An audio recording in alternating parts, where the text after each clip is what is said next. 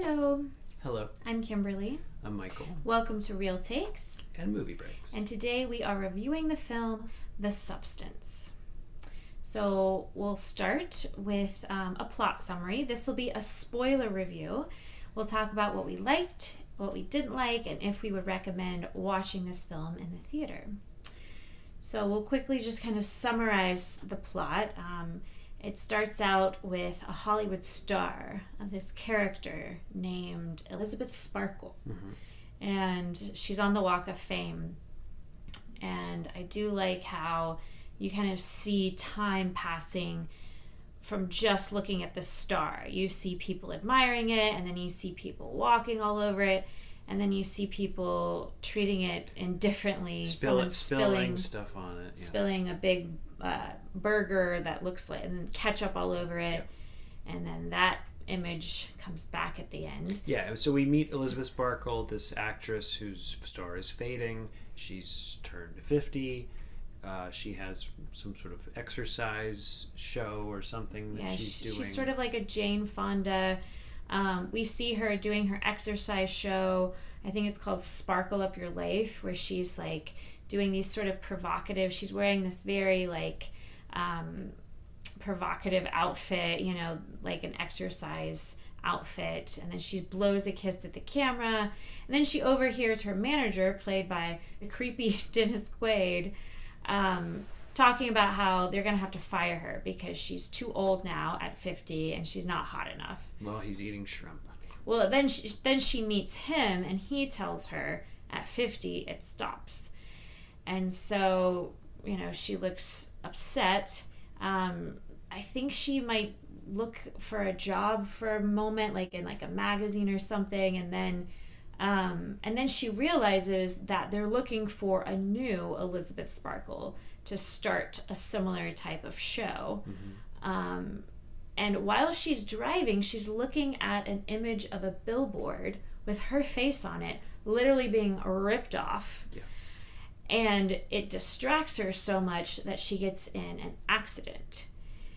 And she goes to the hospital, and they tell her she's physically fine, but she's in tears because she realizes the life as she know it with fame is seemingly ending. Yeah. And then there's this young doctor that takes... It's a nurse. He looks really, really young and kind of strange. Yeah, he looks checks her spine, like a model.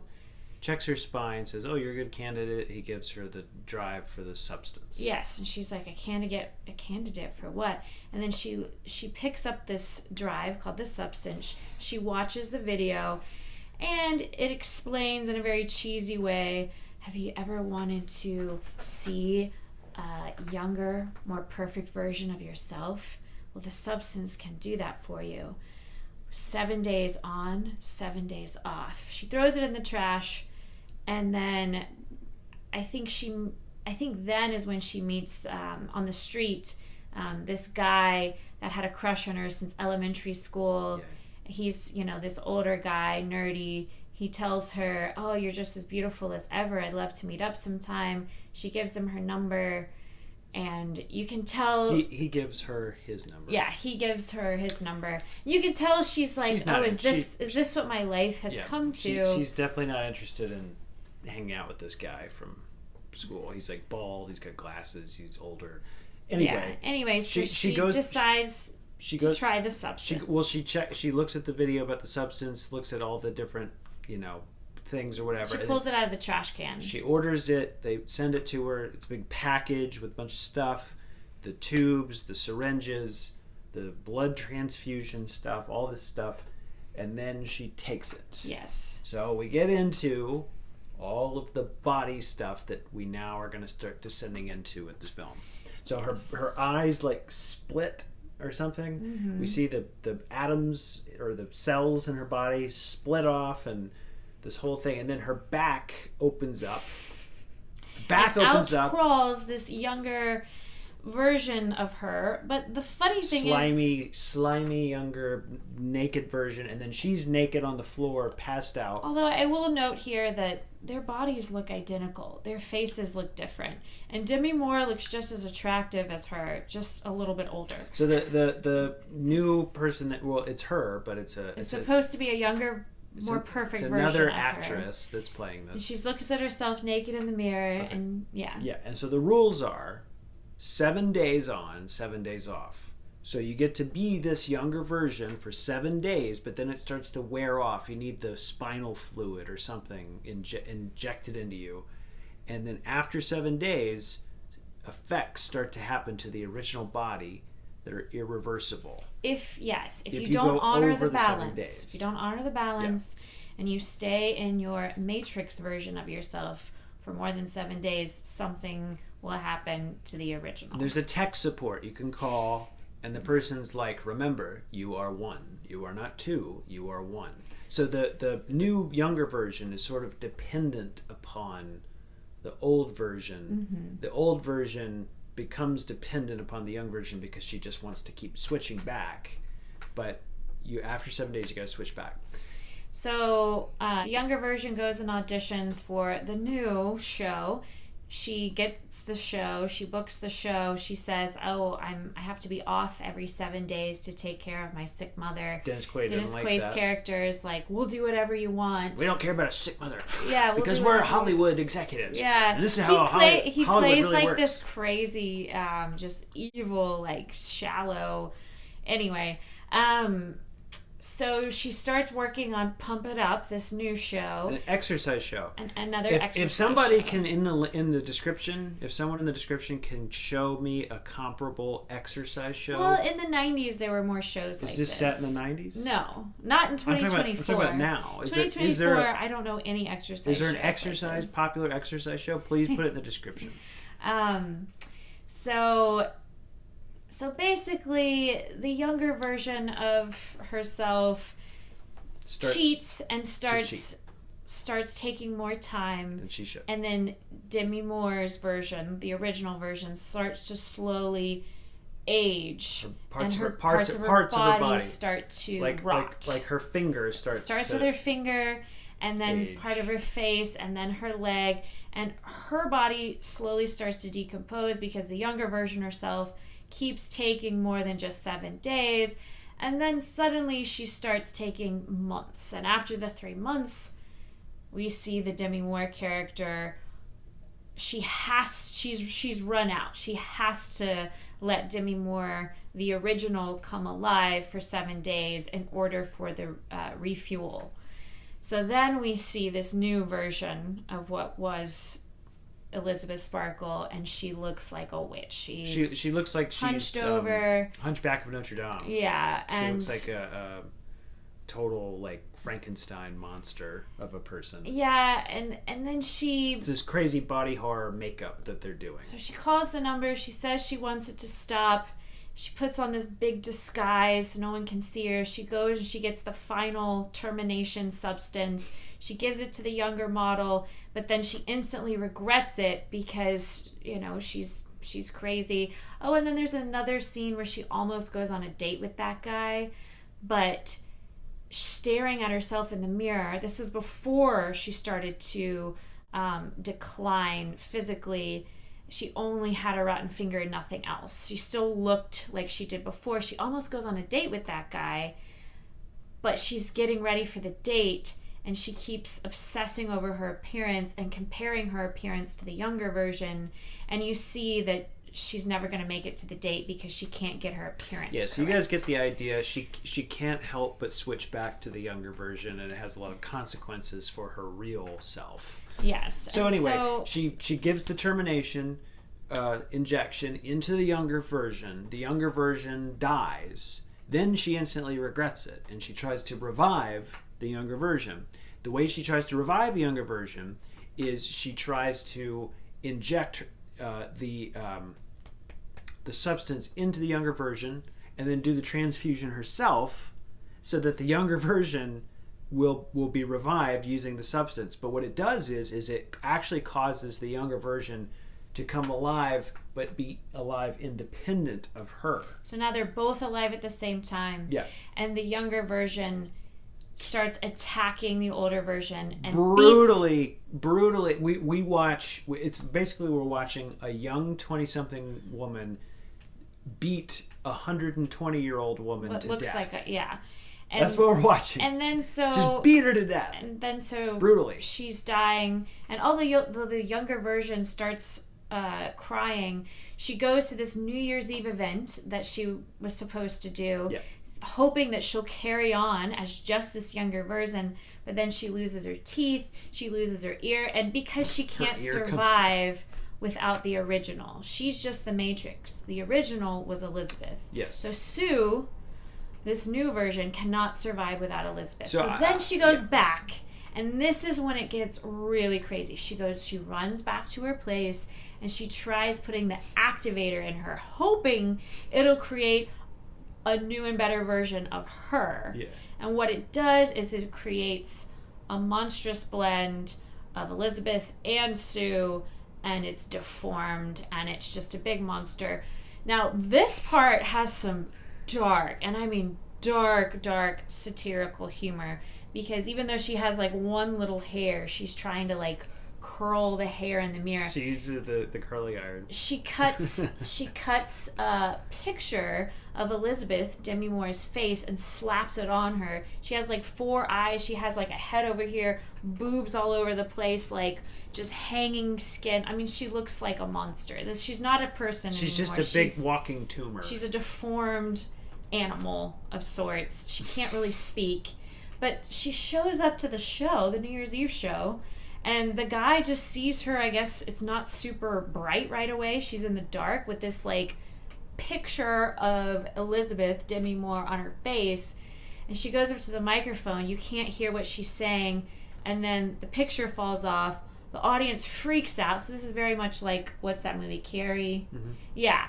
The audience freaks out. It's sort of like Frankenstein, monster. And then she's running away. Everyone's attacking the monster. She's like, I'm Sue. You're a monster. She runs away, and then she just explodes. And then you see blood everywhere. You see a little blob of Demi Moore's face just like crawling along and landing on her star. And she looks up at the night sky and sees the stars. She smiles. And she imagines all of her fans clapping and praising her. And it's very, very dark, satirical comedy.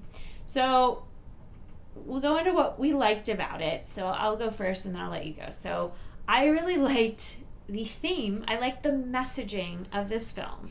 I like that it is an extreme cautionary tale about the dangers of obsessing over your appearance and the dangers of society telling women that their worth is based on what they look like. So it's a very unhealthy mentality to think that your self-worth is based on what you look like.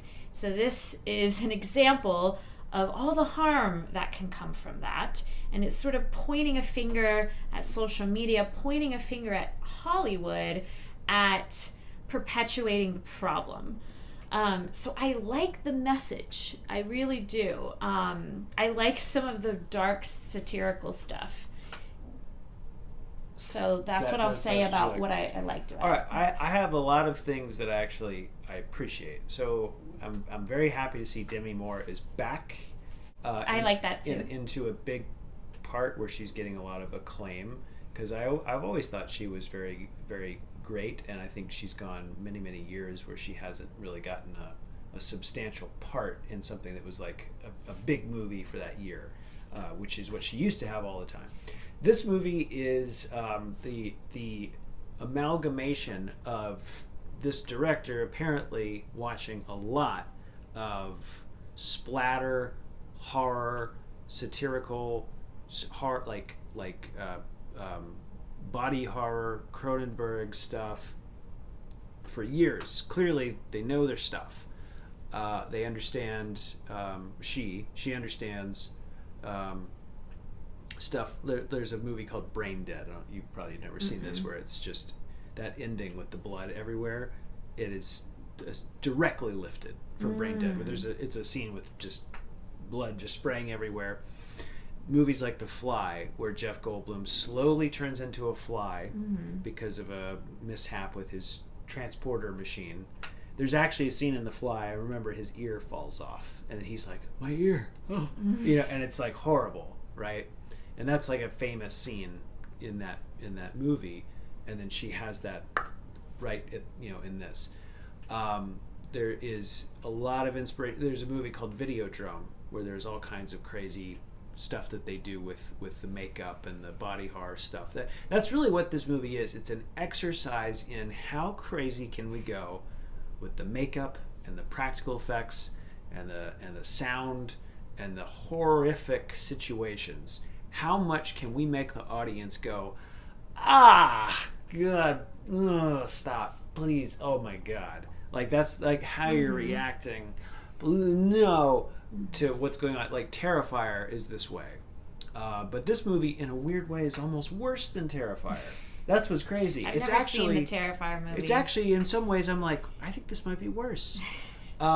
So what else did you like about it? The way, I'm not saying I like that. I'm saying I appreciate that part, that part of it, that aspect. Of attention to that kind of, like, there's so many, there's like a movie, I can't remember what it's called, like Iron Man. It's a Japanese film where a guy's body starts to turn into like metal, and it's like a body horror type thing. This director clearly has knowledge and understanding of those types of films.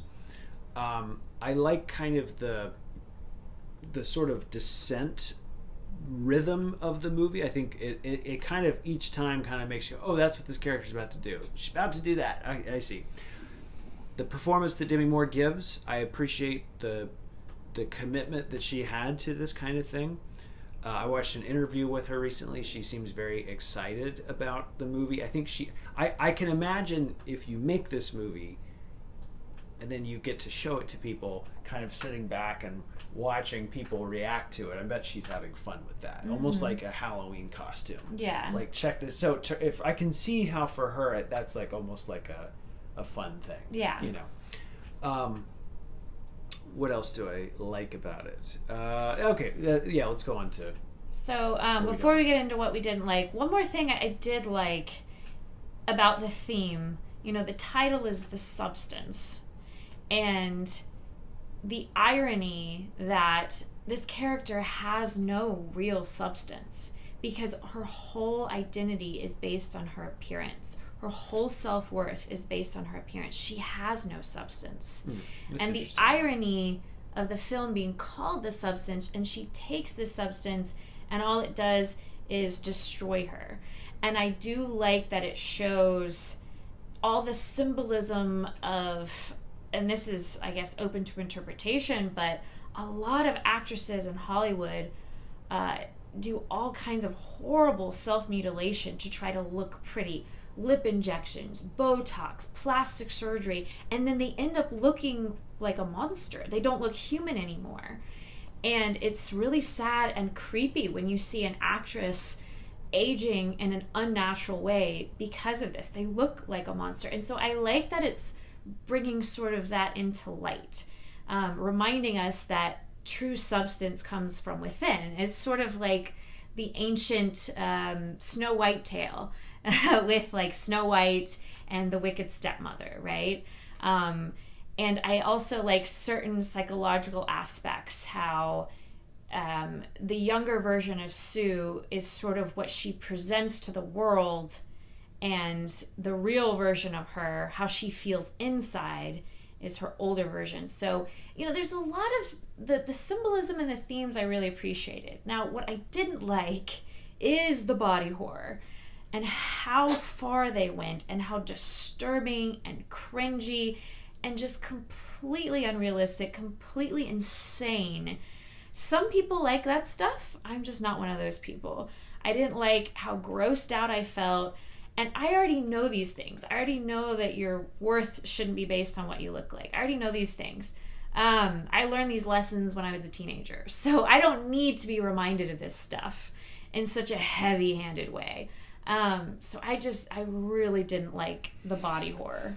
What did you not like about it? So I just think that actually the body, like, I just don't really care about the violence and the body horror stuff in movies.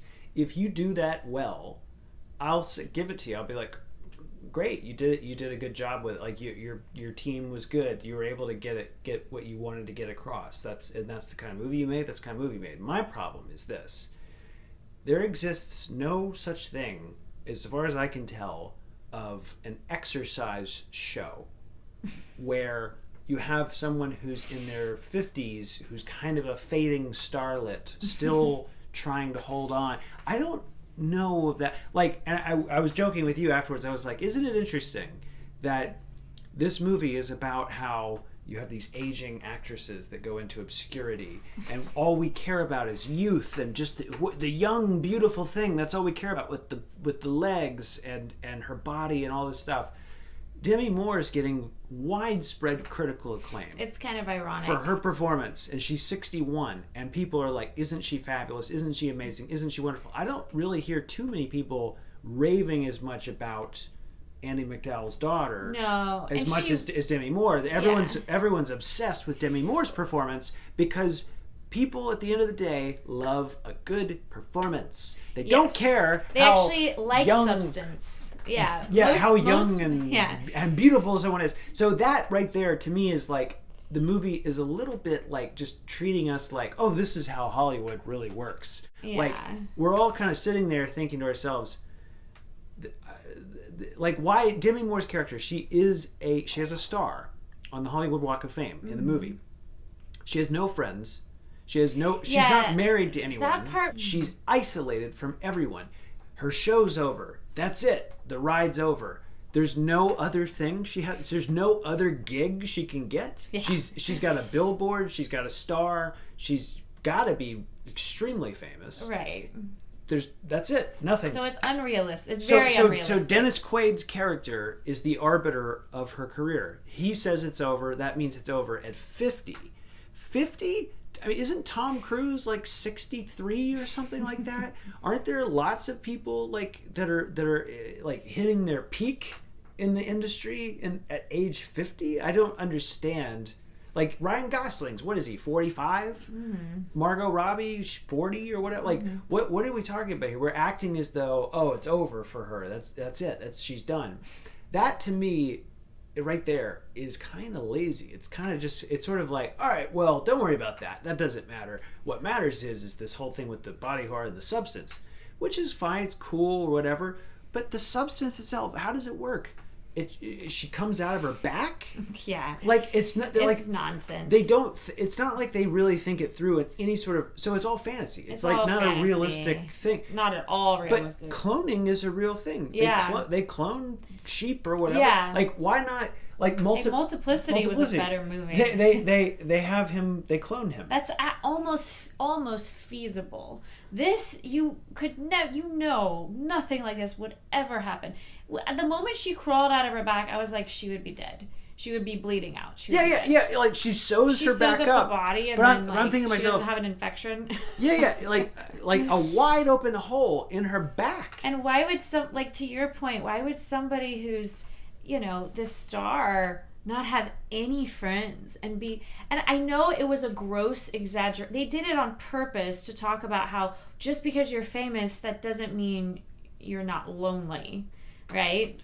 So I get where they're going with this, but in reality, like, she could have gotten other gigs. Like, she doesn't have any friends, any family. Yeah, so they're doing this thing where it's kind of like, it reminds me of like in Barbie, when Barbie goes up to the Mattel office and it's all men, right? And then we come to find out in real life, no, it's actually half and half. It's half women, half men. But so they're taking a partial truth. They're taking a zombie lie to support their argument. Yeah. To make us kind of go, oh yes, that's how it is for an aging actress. She suddenly gets cut off from everyone and she has no choice but to turn to the substance. And I get the whole sort of like it's analogous to plastic surgery and all the things.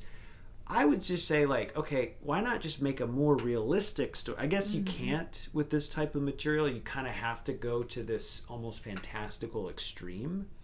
but in a sense, it's almost dishonest, and it kind of makes it where you can just do anything you want that is, and it's not real. So I'm sitting there going, all right, well, none of this is real.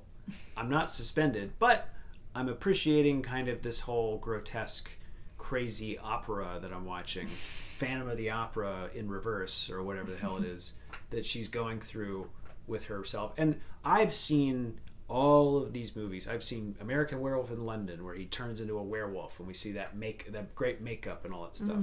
I've seen all that stuff, and I appreciate someone who's going to try to take that to another level, which they do here. They absolutely take that type of movie making, altered states, to another level, and it will get notoriety for that, and I appreciate that. But as a actual real movie that I'm watching, I'm kind of like, I just have so many criticisms of that structure, and at the end I'm sort of left like, oh yeah, that's funny. What exactly was supposed to be real and what was supposed to be satirical, and what am I supposed to believe and not believe? I'm actually in the middle on this movie. Yeah. I'm actually, and the reason I'm in the middle, I appreciate what they're trying to do. I see what they're trying to do. I get the whole makeup and the idea about female beauty standards and the feminism and all that stuff. I get all that, but I also am like, there's a lot of structural problems where it doesn't quite work, actually. And because it doesn't quite work, I can't say like, oh, it's just awful, I hate it. There's some good performances, there's some good things. I don't love it. So I'm absolutely in the middle on this one. Yeah, I mean, I'm a little more in the middle than I am like, I hate it. Because I do like the message and I do like the theme. Even though I personally don't need to watch a movie to understand these themes. I do like the themes. You wouldn't watch it again. I would definitely not watch it again. See, I would watch it again just to see someone's reaction to it. Oh gosh. That's how I am. No. Like, if my brother wanted to watch it, I was like, yeah, I'll watch it with you just to see his reaction. Yeah. So I do have a little bit of that. Like, on a scale of 1 to 5, I would rate it a 2. I will give it a 2.5. And I would not recommend watching this movie unless you love body horror. If you love body horror, or if you love overly exaggerated films about women obsessed with beauty self-destructing, then maybe you'll enjoy it. But I would not recommend paying money to see this movie in a theater.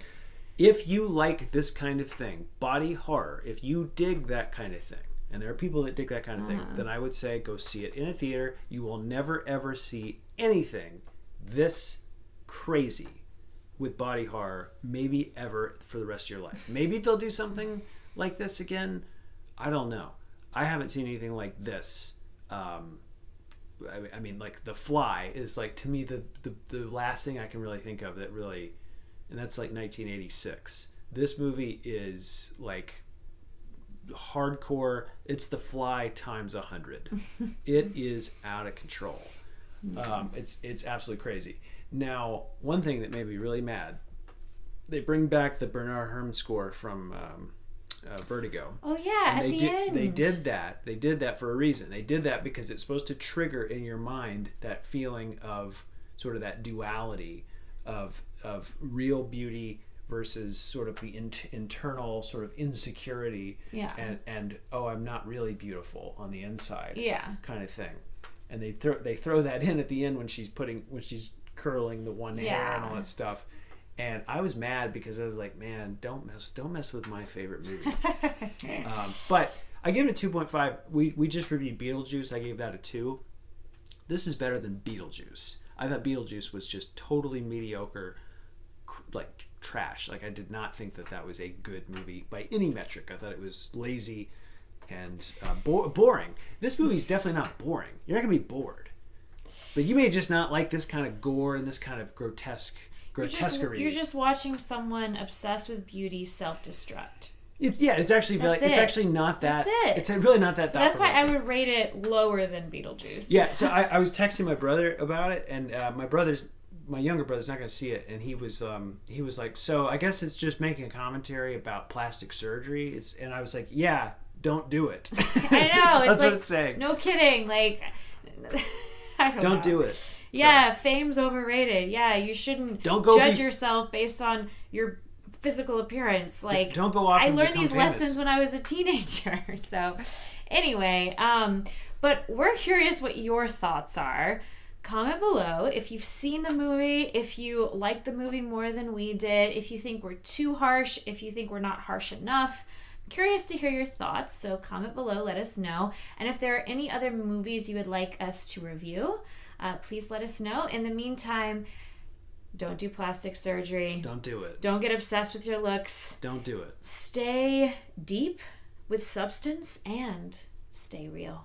And have good takes. And remember, we're all beautiful. On the inside is where it counts. And the outside. Stay real.